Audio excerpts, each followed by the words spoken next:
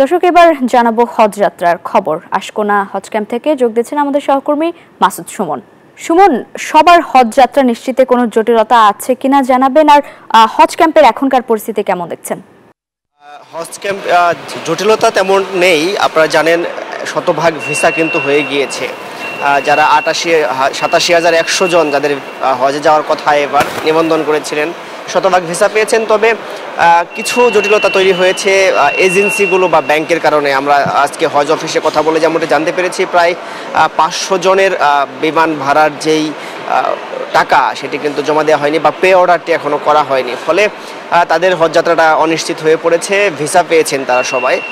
সেই জায়গা থেকে হজ অফিস যেমনটি বলছেন, এই যেসব এজেন্সিগুলো প্রায় 27টি এজেন্সি রয়েছে, লিড এজেন্সিগুলো সহ, তাদেরকে নোটিশ করা হয়েছে দ্রুত সময়ের মধ্যেই পে অর্ডারটি সম্পন্ন করার জন্য।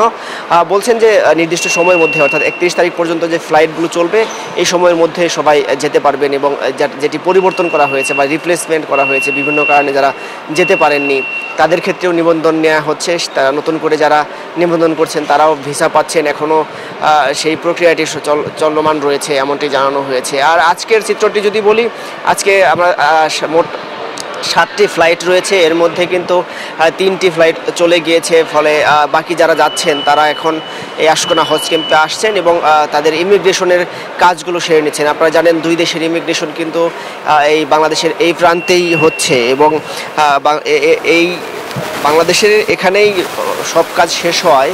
রুট টু মক্কায় সরাসরি তারা কিন্তু একদম মক্কায় চলে যাচ্ছেন।